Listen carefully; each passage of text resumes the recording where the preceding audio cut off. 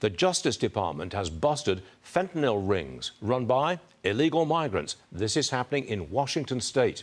Jason Rantz has the story, and he joins me now. Details, please, Jason. What's happened? Yeah, so about 18 suspects in this case. They were connected, according to the U.S. Attorney's Office, to an Ecuador-based drug operation operating all across Washington state, primarily Western Washington. They were running drug deliveries. They are accused of laundering money, having illegal weapons.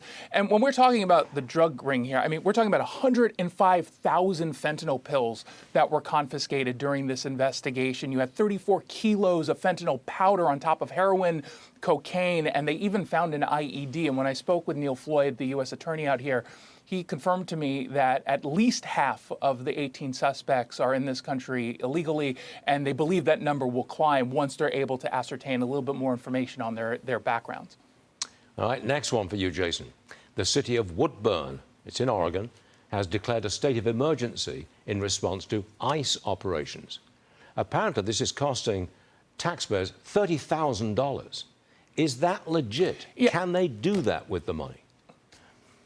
I mean, can they do it versus will they do it are different questions, right? I mean, the answer is probably yes, they can get away with this. They have the support in this particular community. They're not the only ones in Oregon that have done this. It's mostly symbolic, but $30,000 in a city the size of this one is pretty substantial. And what it's doing is mostly there to help people who might be impacted by immigration raids, which is an important detail here.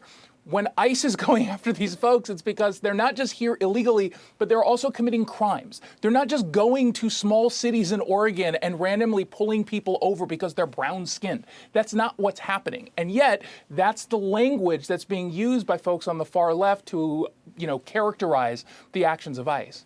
Now, how can you want to keep illegals in the country when you discover that they're part of a fentanyl drug ring operating in the Northwest? I mean, how can you want to keep ICE out when they're trying to get rid of people who are running drug rings? I don't get it.